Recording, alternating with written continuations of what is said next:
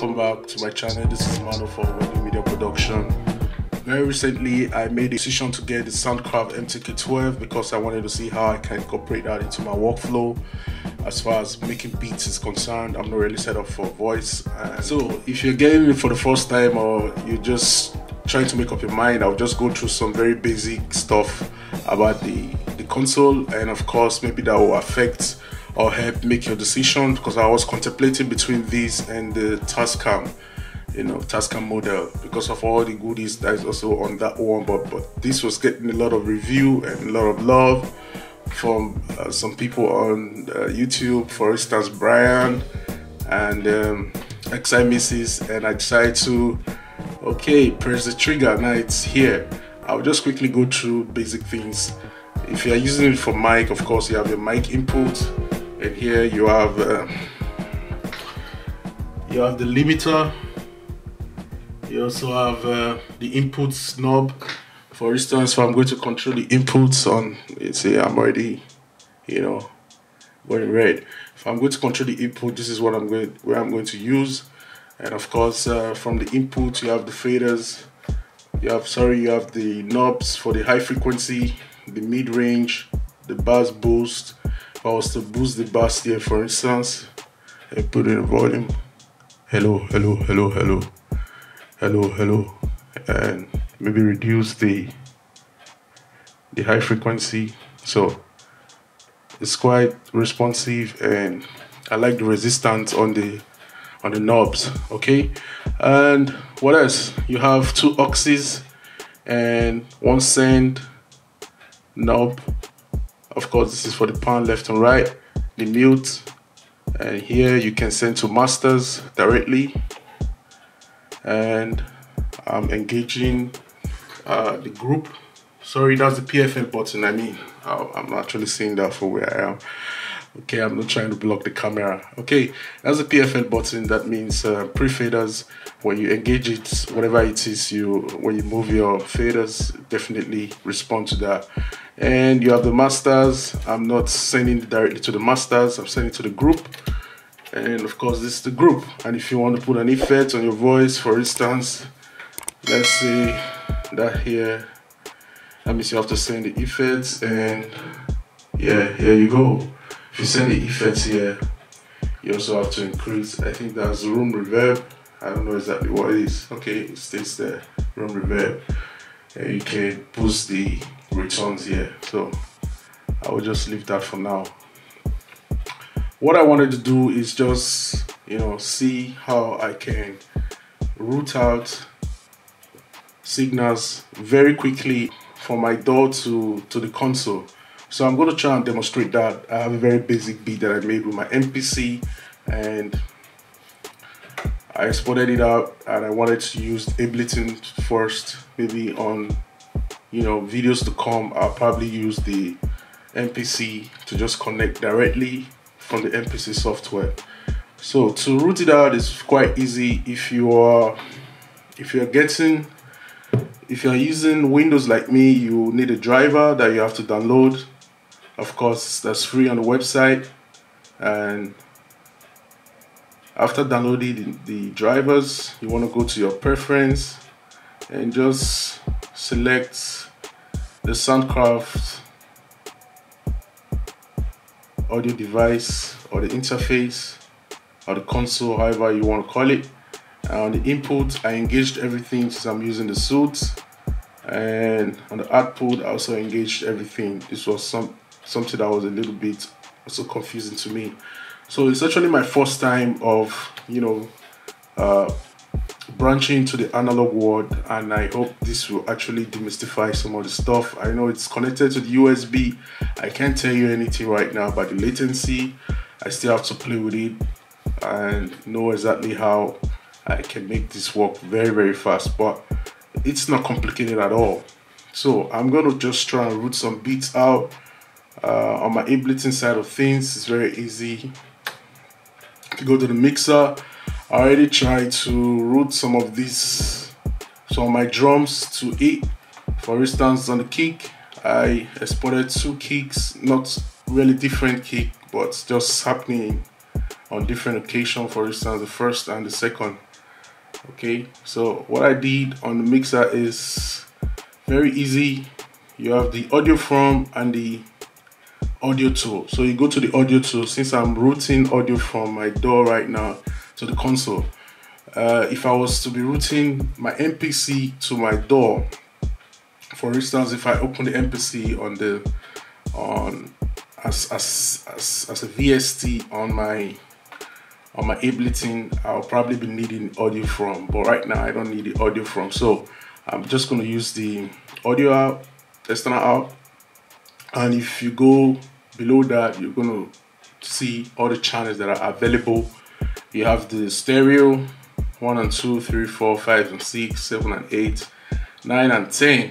I'm not sure about the 12, 11 and 12 in this case, because sometimes that plays the role of returning, but if you engage it as USB, it's definitely be a channel that you can route out with. So that's all the ones that are available, but I'm going to route my kick to 1, mono 1, and that's right here.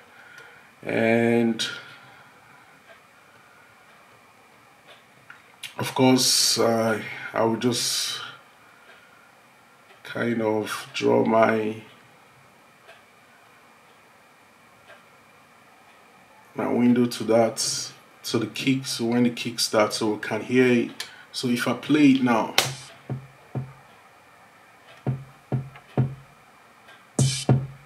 you notice that if I put down the group, I'm not going to hear anything. So my engaging the group sends the signal right here. Okay, and on the second, I think I have my snare.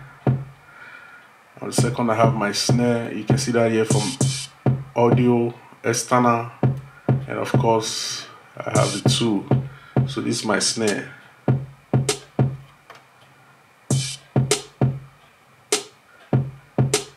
And I put my snare and ride together on these two.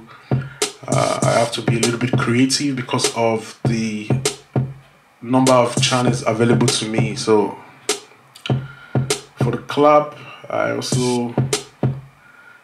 send the clap to 3, clap and hi-hat. So I try to just put some elements that have high frequencies together, so I'm not doing anything crazy here. But to start with, on my 4, I'm going to route out my 808.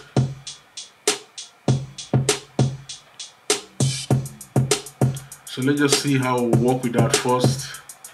For now, let's see how we'll work with that for now. So since this is my kick, what I'll do is, all these are down, so I'm not using the aux, so I'm going to turn it down. I'm going to boost this kick a little bit. No, I'm just going to,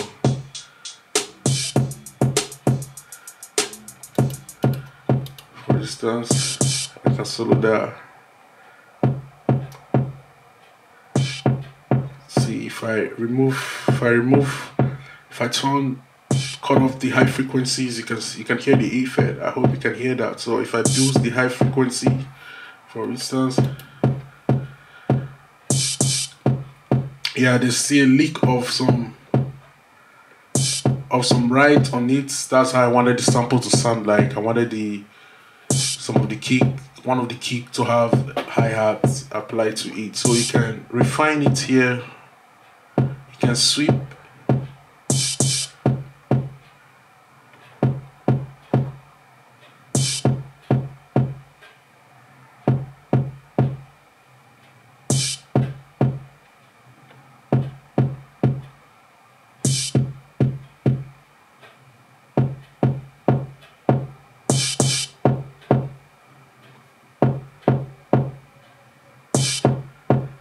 And of course, if I leave the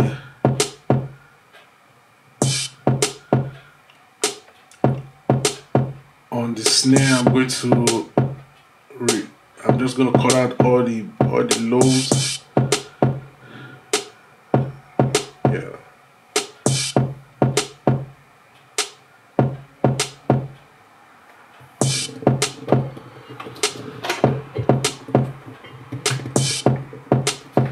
So I'm going to color the lows a little bit.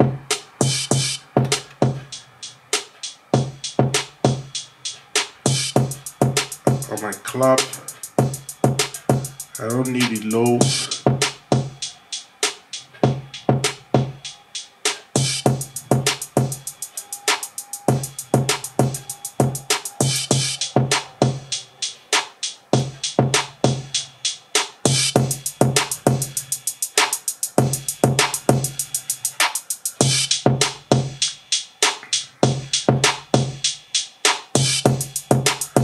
So that's the 808. Of course, I'm not boosting the highs on the 808, of course, you could know.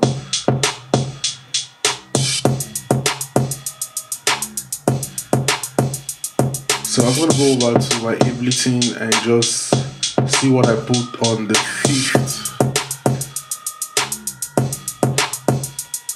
That's the drums.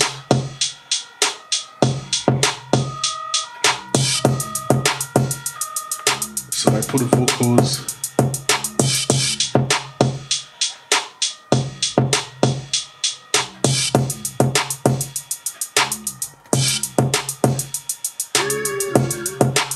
So these are the vocals coming through.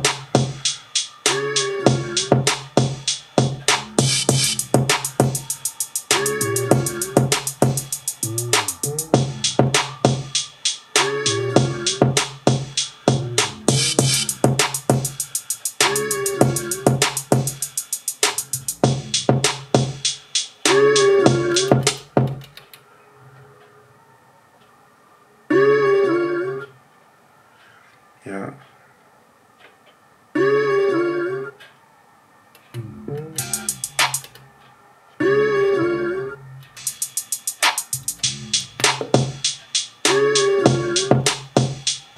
So this is my mic right now. So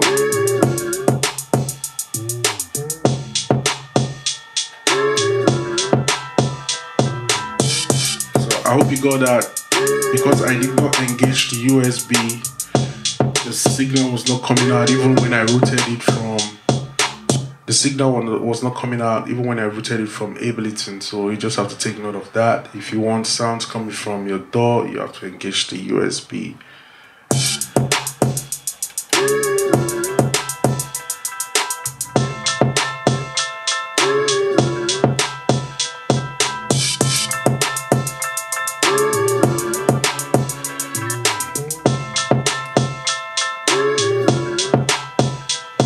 Yeah. So overall, I just want to say that this is a very easy mixer to use. Let me point that out at first. That's very important. And it boils down to how and what you actually need it for. I've seen a lot of people, you know, talk about its usefulness for streaming. I've not really gone into that. I just want to be able to put in my beat here, my drums or whatever it is I'm mixing, and sum it out and see what the difference is. So I don't know if this video is going to be long enough for me to compare what I'm actually going to route at, but I'm going to do that now. I'm going to sum these drums out from the console and try to compare it with what I have on from the normal DAW and just see what difference that brings. So this is just how I think I can incorporate it into my workflow. So if you have any question, let me know.